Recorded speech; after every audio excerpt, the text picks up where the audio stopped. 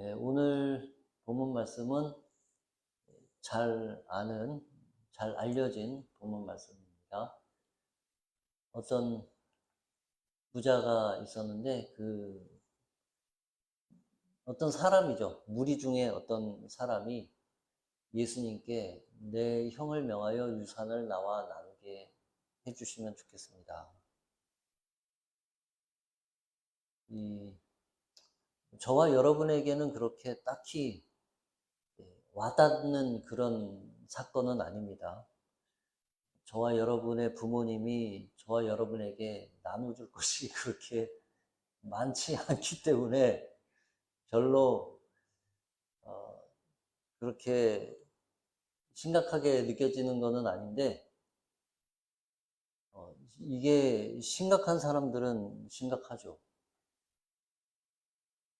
예를 들면 뉴스에 나오는 거 보면 재벌 회장이 돌아가셨는데 혼수 상태 혹은 의식이 없지만 이 유산 관계된 것이 정리될 때까지는 못 죽는 거죠. 그것을 다 정리한 다음에 이제 그 생명 보조 장치를 떼는 거죠. 그만큼 시리어스한 거죠. 그런 문제가 여기에 지금 걸려 있습니다. 이 무리 중에 한 사람이 이르되 선생님, 내 형을 명하여 유산을 나와 나누게 하소서. 아마 그 형이 아버님이 돌아가셨는데 유산을 마땅히 그 법에 의하여 나눠줘야 하는데 안 나눠주었던 것 같습니다. 그러니까 예수님한테 예수님, 내 형이 내가 마땅히 받아야 할 그 유산을 나눠주지 않으니 예수님이 내가 가서 얘기하면 말을 안 들으니까 예수님이 가서 얘기를 해주면 우리 형이 그 유산을 나에게 나눠주지 않겠습니까?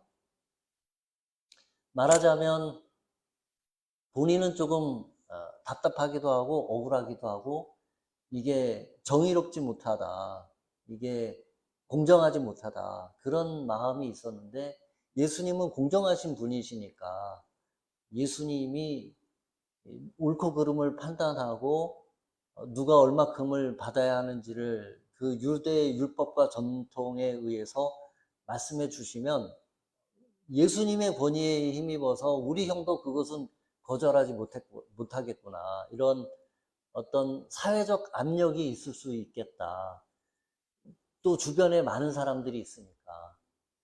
요 대목은 주변에 있는 많은 무리들, 사람들에게 예수님이 과연 이것을 어떻게 판결을 하실까?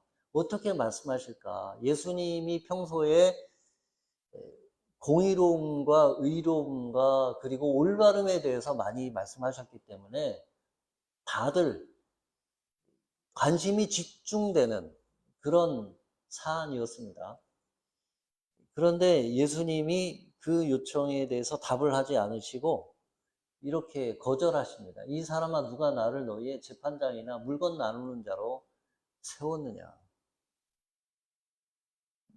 예수님은 평소에 친절하신 분이신데 이 문제에 대해서는 거절하시면서 이제 진짜 중요한 문제는 그 문제가 아니라 이 문제다라고 다른 이야기를 이어서 하십니다. 이게 이제 오늘의 그 본문 메인 그 말씀의 덩어리인데, 요 메인 말씀의 덩어리는 어떻게 구조가 되어져 있냐면 맨 머리 부분에 지혜로운 말씀이 하나 있고, 그리고 예수님이 비유의 말씀을 하나 하고, 그리고 맨 뒤에 또 지혜의 말씀이 하나 이렇게 앞뒤로 샌드위치처럼 싸고 있는, 그리고 그 안에 예수님의 이제 비유가 들어있는 이런 구조로 되어져 있습니다. 이 첫 번째 이 지혜의 말씀을 보시면 이렇게 되어 있습니다.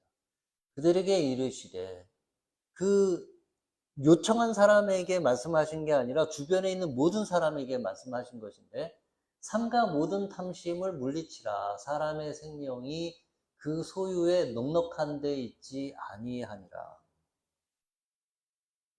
여기서 예수님이 말씀하시는 것은 어려운 말씀이 아닙니다. 이 물질적인 것을 끊임없이 소유한다고 해서 그것이 풍성한 삶을 보장해 주지 않는다. 또 하나는 그 물질적인 욕심은 절대로 만족스럽게 채울 수가 없는 것이다. 그런 말씀을 하고 있습니다. 사람의 풍성한 삶이 소유에 넉넉한데 달려있지 않다. 그것은 채울 수가 없는 것이다. 그런 말씀입니다. 여러분은 어떤 게 풍성한 삶의 모습이라고 생각하십니까? 사람마다 그게 다 다를 거예요. 아, 나는 이렇게 사는 게 멋진 삶이고 좋은 삶이라고 생각해. 이 정도는 돼야지 될 것 같아. 그게 사람마다 다 다를 거예요. 싱가포르에 사는 사람들의 대체적인 생각이 다를 거고, 아프리카에 사는 사람의 생각이 대체적으로 다를 거고, 한국의 강남에 사는 사람의 생각이 대체로 다를 거고, 또 어디 강원도나 이런 데 어촌에 사는 사람의 생각이 다 다를 겁니다. 아, 이 정도면 좀 괜찮은 삶일 것 같아. 그런데 그게 끝이 없다는 게 예수님의 말씀이죠. 조금 수준이 올라가면 거기서 조금 더, 조금 수준이 올라가면 거기서 조금 더, 그렇게 해서 절대로 그 본인이 생각하는 풍성한 삶이라는 것이 물질의 소유로서 보장될 수 있는 것이 아니다. 그런 말씀인데, 이 말씀이 아마 주변에 그 당시에 이 예수님의 말씀을 듣던 사람들은 생소하거나 낯설거나 놀랬을지도 모릅니다. 왜냐하면 조금 제가 많은 부자는 만나보지 못했지만 돈이 조금 있는 사람들의 관심은 돈을 더 모으는 데 관심이 있습니다. 사람이 이 먹고 살 게 어느 정도 채워지고 나면 그 다음에는 그 돈을 잃어버리지 않는 거하고 그 돈을 더 굴리는데 최대의 관심이 있습니다. 이게 여러분은 그 정도 없어봐서 모르시겠지만 있는 사람들은 그게 최대의 관심이에요. 내가 가지고 있는 돈을 더 잃어버리지 않는 거하고 그거를 더 많아지게 하는데 거기에 모든 관심이 다 있습니다. 그것으로 사람의 삶이 풍성한 삶이 보장되지 않는다. 이게 예수님의 말씀이에요. 이 물질을 더 많이 갖고자 하는 데는 사람의 심리상 나름대로 근거는 있습니다. 뭐냐면 보장된 것이 없잖아요, 미래가. 그 미래가 보장된 것이 없지만 그것을 어느 정도 보장해 줄 수 있는 게 뭐냐면 재산이죠. 재산과 물질이 있으면 불확실한 미래에 대한 어느 정도 보장이 되죠. 그런 마음이 있으니 사람이 그렇게 하는 것입니다. 그게 어찌 보면 자연스러운 거죠. 일반적인 사람의 마음이죠. 그런데 그거에 대해서 약간 환상과 착시가 있을 것이라고 하는 것에 대한 예수님의 지적입니다.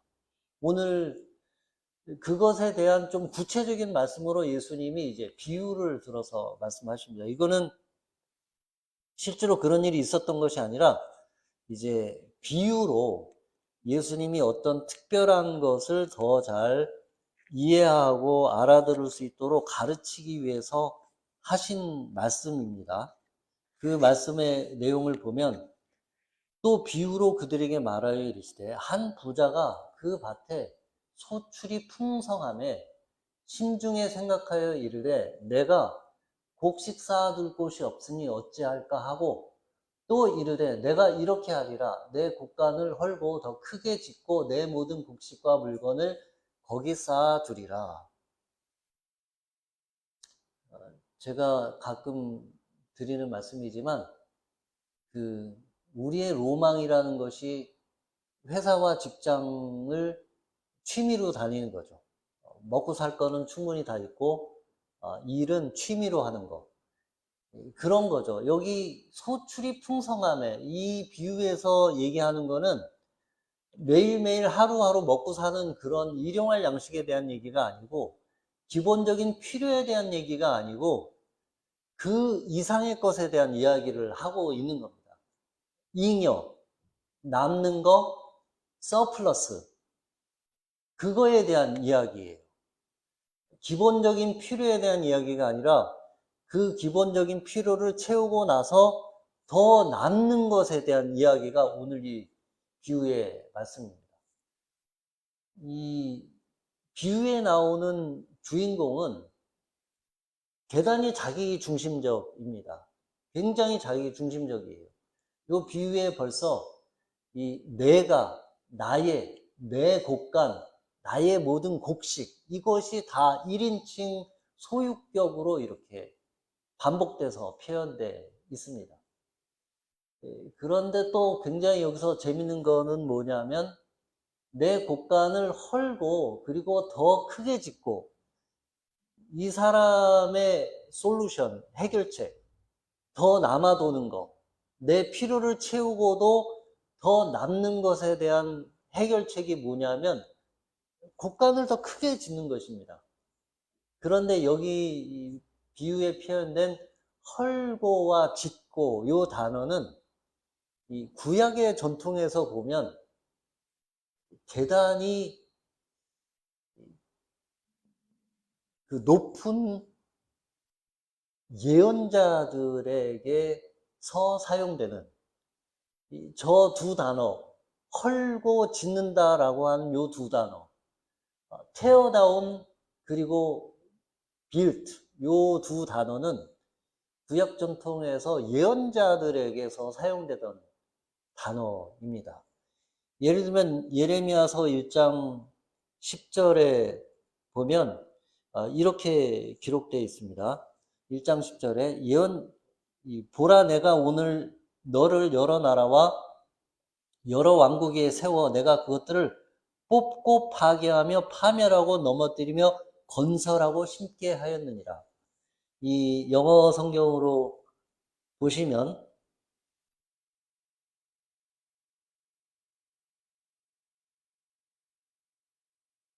See, today I appoint you over nations and kingdoms to uproot and tear down, to destroy and overthrow, to build and to plant. 이 무너뜨리고 세우다라는 단어가 다른 의미의 단어들로 연속해서 계속 반복되는데 이게 말하자면 이스라엘의 구약의 예언자들에게서 사용되는 그런 언어죠. 그런데 그 예언자들에게 사용되는 그 언어가 여기에 쓰였어요. 그러니까 그 고귀한 언어가 아주 싸구려 방식으로 여기 쓰여진 거예요. 그러니 이 비유를 통해서 예수님이 어떤 말씀을 전달하려고 하는지 그 예수님의 이 비유를 듣는 사람들은 충격을 받는 그런 대목이죠. 그 비유의 뒷부분을 보면 또 내가 내 영혼에게 이르되 영혼아 여러 해 쓸 물건을 많이 쌓아 두었으니 평안히 쉬고 먹고 마시고 즐거워하지 아니하리라 하되 뭐 누구나 그럴 것 같아요. 충분히 쌓아두고 자 이제 인생을 즐기자 그런 마음이 있을 것 같은데 여기에도 이 예수님의 비유에 여러 가지 숨겨져 있는 장치들이 있습니다. 먼저 이 영혼에게 이르되 이 단어, 이 영혼이라는 단어는 히브리어로는 이 네페시라는 단어인데 여기 신약 성경 헬라어 본문에는 이 푸시케라는 단어로 쓰인 것인데 히브리어 단어의 이 네페시라는 단어는 단지 육체적인 사람을 나타내는 것이 아니라 영혼과 육체와 이것이 하나로 통전적으로 이루어진 그런 존재로 표현하는 단어입니다. 단지 육체의 필요만 채워진다고 해서 풍성한 삶과 행복한 삶을 누릴 수 있는 그런 존재가 아닌 것이죠. 그런데 요 본문에는 이 영혼에 대한 돌봄은 없고 육체적인 필요만 채우는 그런 단어들로 나열되어져 있습니다. 평안히 쉬고 먹고 마시고 즐거워하자 하리라. 여기 또 더 재밌는 말하자면 워드 플레이 그 단어 사용이 있는데 그것은 이 즐거워하자라는 요 단어인데 요 단어는 유파이리노라는 단어입니다. 그런데 이 단어하고 여기에 이 어리석은 자라고 하는 단어가 굉장히 재밌는데 뭐냐면 이 아프론 이런 단어인데 여기 유프라노라는 단어에 유라는 이 접두어 그리고 여기 아프론의 요 A라고 하는 접두어를 딱 빼고 그 뿌리만 보자면 같은 단어입니다. 이 프론이라고 하는 같은 단어인데 앞에 이 헬라어의 유라고 하는 접두사가 붙으면 좋은 뜻으로 바뀝니다. 예를 들면 유토피아, 토피아인데 유가 붙어서 유토피아가 되는 거죠. 그리고 이 A라는 접두어가 붙으면 부정적인 의미로 바뀝니다. 예를 들면 아노미라는 단어죠. 그처럼 이 프론이라고 하는 이 기본 단어 형태의 앞 글자가 바뀌면서 전혀 다른 뜻으로 바뀌는데 이 즐거워하자라는 단어와 이 어리석은 자라는 게 같은 단어의 접두어만 바뀐 건데 예수님이 이렇게 워드 플레이를 하고 있는 겁니다. 그런데 이 어리석은이라는 단어도 헬라어에는 이 네 가지 종류가 있는데 그 중에서 가장 센 단어를 쓰신 거예요, 예수님이. 이 네 가지 단어가 있지 않습니까? 이 mindless, without wisdom, fool, moron 이런 것 있는데 그 중에 아주 가장 강력한 fool, stupid 이 단어를 여기다 쓰신 건데 즐거워하자 하고 요 어리석은 요게 같은 단어인데 다르게 이렇게 변형시켜서 예수님이 사용하신 거죠. 말하자면 모든 물질적인 것이 채워지고 충분하고 더 쌓여서 이제 즐거워하자 이것 자체가 어리석은 것이 돼버리는 이런 말씀을 본문에서 하고 있습니다. 두 번째 이제 이 모든 이야기를 정리하는 마무리되는 부분에 이제 지혜의 말씀이 주어지는데 자기를 위하여 재물을 쌓아두고 하나님께 대하여 부유하지 못한 자가 이와 같으니라. 이 말씀을 조금 더 구체적으로 설명해 주는 말씀이 한 10절 뒤에 가면 33절에 아주 구체적으로 이제 말씀을 해주고 있습니다. 조금 더 자세하게. 너희 소유를 팔아 부자하여 낡아지지 아니하는 배낭을 만들라. 곧 하늘에 둔 바 다함이 없는 보물이니 거기는 도둑도 가까이 하는 일이 없고 좀도 먹는 일이 없느니라. 자기를 위하여 재물을 쌓아두고 하나님께 대하여 부요하지 못한 자가 이와 같으니라. 이 하나님께 뭔가 재물을 드린다고 하는 것은 유대인들에게는 선뜻 이해가 되지 않는 말씀입니다. 왜냐하면 시편의 말씀들을 보면 하늘도 주의 것이요 땅도 주의 것이요 이 모든 것이 다 주의 것이니 모든 영광과 모든 권세가 주의 것입니다. 하나님 부족함이 없는 분이죠. 부족함이 없는 분께 무엇을 더 드려서 무엇을 더 바쳐서 하나님께 채워드릴 수 있겠습니까? 하나님은 부족한 것이 없는 분인데 그런데 예수님이 하나님에 대하여 부요하라 이 말씀은 결국은 자기 자신을 위해서 부요하라. 너 스스로를 위해서 부요한 것이 너에게는 어리석은 일인 것인데 하나님께 대하여 부요한 것이 너에게 참 지혜로운 일이다. 그것을 33절에 조금 더 구체적으로 이렇게 말씀해 주고 있습니다. 이 말씀을 가만히 생각해 보면 이 말씀은 이제 우리의 필요에 대해서 부정하는 말씀이 아닙니다. 우리의 일용할 양식과 필요, 자녀를 키우고 가정을 돌보고 식구들을 돌보는 데 있어서 필요한 것들은 충분히 채워져야 합니다.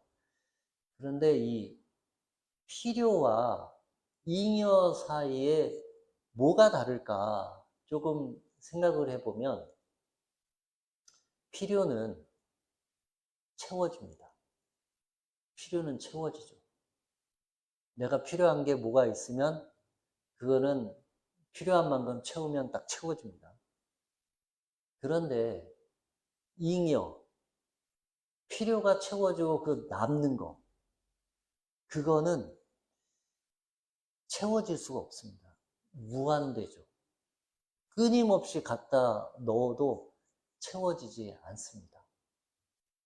여기서 하나님께 부요하라 이 말씀은 너희의 기본적인 필요를 내가 채워줄 것인데 그 이후에 남는 거, 그것보다 더 남는 거에 대한 이야기를 오늘 본문에서 예수님이 하고 있는 것입니다. 필요가 채워지고 그것보다 더 남는 것에 대한 문제가 정확하게 얘기하면 자본주의의 문제입니다. 자본주의의 문제. 자본주의는 어디서 그 자본주의가 생겨나는 것이냐면 필요가 채워지고 그 남는 것, 그 이상으로 더 서플러스 되는 것을 어떻게 관리하느냐, 그 문제가 이제 자본주의의 가장 기본적인 문제인 것인데 그 문제를 오늘 예수님이 말씀하고 있습니다.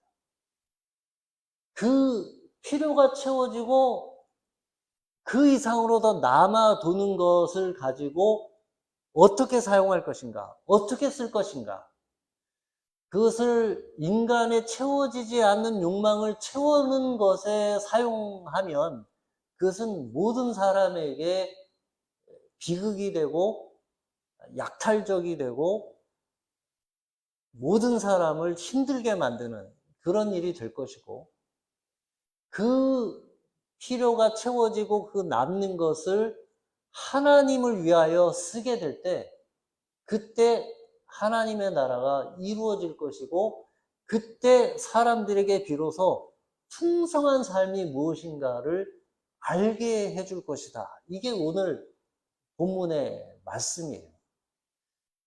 기가 막힌 말씀이죠.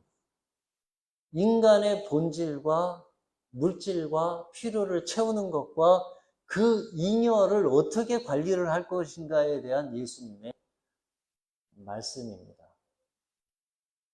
무조건 우리의 기본적인 필요를 무시하고 다 하나님께 바치라는 말씀이 아니죠. 만약 누군가가 자기 가족의 필요를 채워야 할 것을 하나님께 헌신하는 모양으로 가지고 와서 헌금을 하고 하나님께 교회에 드린다면 그것은 돌려주는 게 맞습니다. 그 가족의 필요를 채워야 하니까.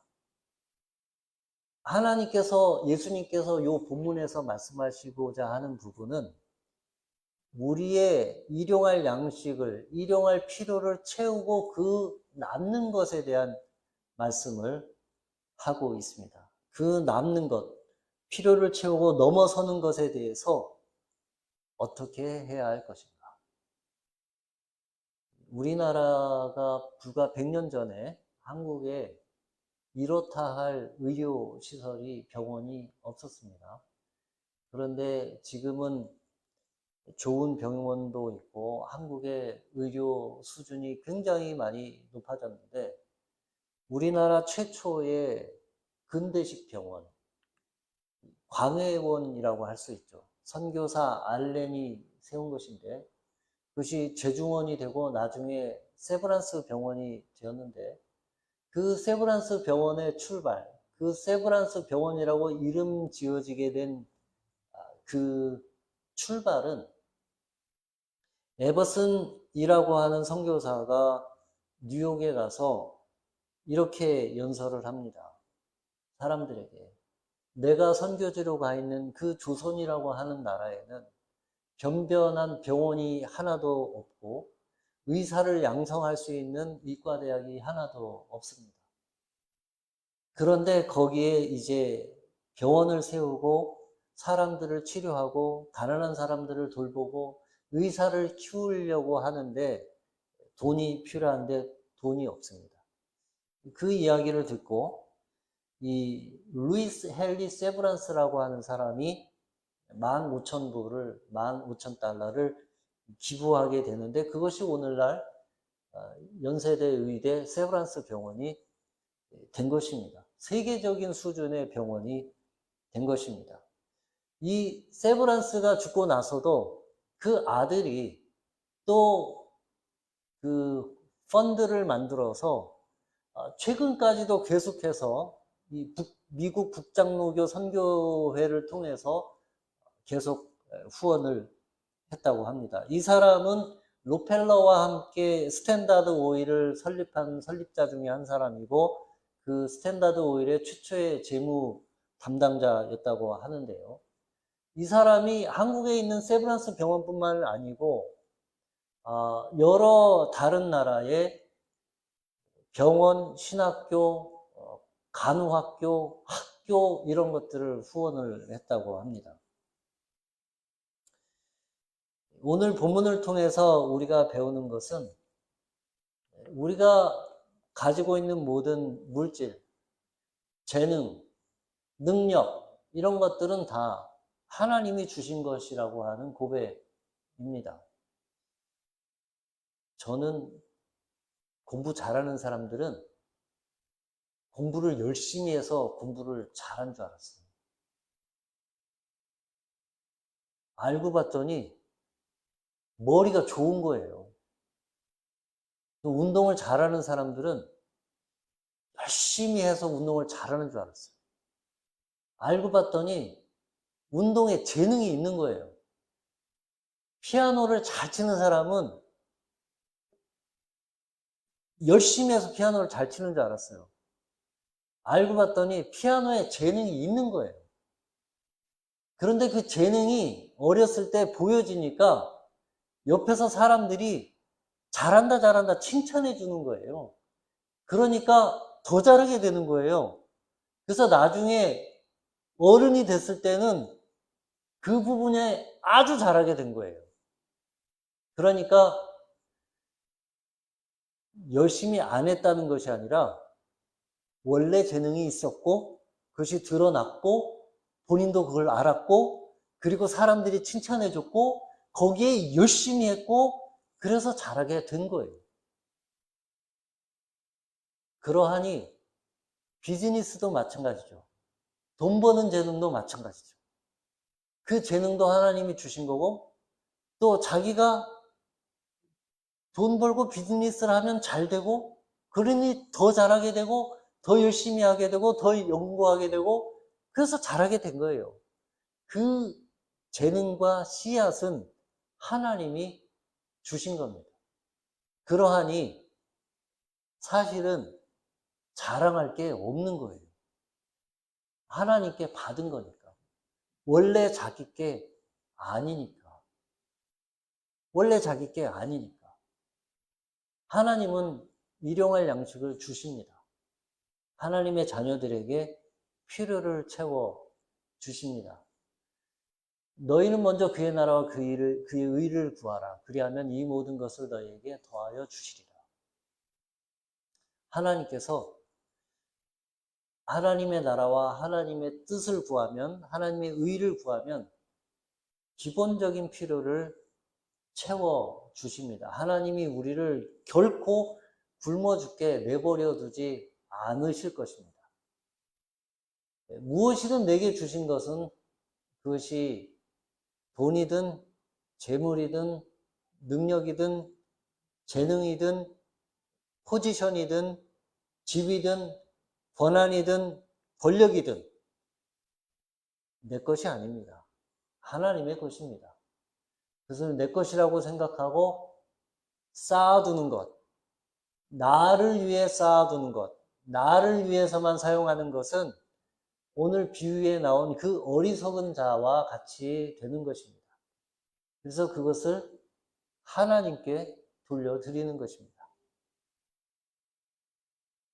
우리가 하나님을 믿습니다. 우리가 예수님을 믿습니다. 우리는 하나님이 살아계신다고 고백하고 믿습니다.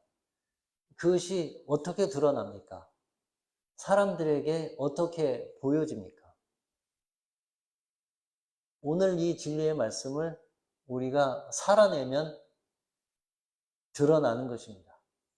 내가 가진 것을 주님께 드리는 것을, 그것이 큰 것이든 작은 것이든 주님께 드리면, 다른 사람을 위해서 사용하면, 다른 사람을 위해서 쓰면, 그러면 주변 사람들이 저 사람이 하는 행동을 보니 하나님이 살아계신 것 같구나, 이렇게 알게 되고 하나님 살아계신 것이 드러나는 것입니다.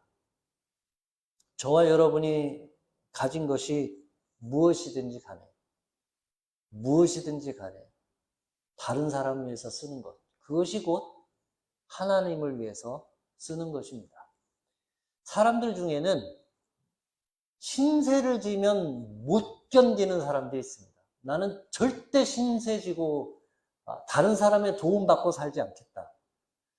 왜냐하면 내가 요만큼 도움을 받으면 나도 꼭 그만큼 도움을 주어야 하니까. 그래서 다른 사람의 도움을 받는 거를 너무너무 싫어하는 그런 사람들이 있습니다. 그거를 죽음보다 싫어하는 그런 사람들이 있습니다. 그런데 인생은 그렇게 사는 게 아니죠. 내가 도움을 받기도 하고 도움을 주기도 하고, 물론 그냥 다른 사람 인생에 프리로딩하고 살라는 얘기는 절대로 아닙니다. 다른 사람 인생에 빌붙어서 살라는 말씀은 절대 아니고, 어떻게 해서든지 다른 사람들로 모든 걸 이렇게 신세만 지고 살라는 말씀이 절대로 아니죠. 다만 세상의 법칙은 내가 누구에게 신세를 지거나 내가 누구에게 돈을 빌리면 반드시 그 신세와 그 돈은 나에게 그것을 제공한 사람에게 갚는 거잖아요. 그런데 사랑의 빚은 그렇게 갚는 게 아닙니다. 사랑의 빚은 내가 사랑의 빚을 받은 사람에게 갚으면 그는 사랑이 아니죠. 내가 사랑을 받은 그 사랑을 다른 사람에게 베풀어 주는 거, 이게 사랑의 빚을 갚는 방식이죠. 은행빚은 은행에다 갚아야지, 내가 A 은행에게 돈을 빌렸는데 B라는 사람에게 갚고 나서 A 은행에게 나 돈 갚았어요, 이렇게 얘기할 수가 없지 않습니까? 그러나 사랑의 빚이라고 하는 것은 내가 이 사람에게 사랑의 빚을 졌으면 그것을 다른 사람에게, 그것이 필요한 사람에게 갚아주는 것, 그게 사랑의 빚을 갚는 방식이죠. 오늘 본문 말씀에서 예수님이 비유로 하신 말씀이 바로 이 말씀입니다. 저와 여러분이 피차 사랑의 빚을 많이 지고 사랑의 빚을 많이 갚으면 저와 여러분을 보는 사람들이 저 사람들은 하나님이 살아있는 것을 믿고 사는 사람들이구나. 저 사람들은 예수님을 믿고 사는 사람들이구나 라고 고백하게 될 것입니다. 기도하겠습니다. 사랑이 많으신 하나님 아버지, 우리가 피차 사랑의 빚을 많이 지고 사랑의 빚을 받는 것을 기뻐하고 사랑의 빚을 주는 것을 기뻐하고 또 다른 사람에게 사랑의 빚을 갚는 것을 기뻐하여 그 안에서 풍성한 삶이 되게 해주시고 이러한 풍성한 삶이 하나님의 나라에까지 이르게 해주시기를 기도합니다. 그러한 우리의 삶의 태도와 모습을 보면서 우리를 아는 사람들이 하나님이 살아계신 것이 드러난다고 고백할 수 있게 해주시기를 기도합니다. 예수님 이름으로 기도했습니다.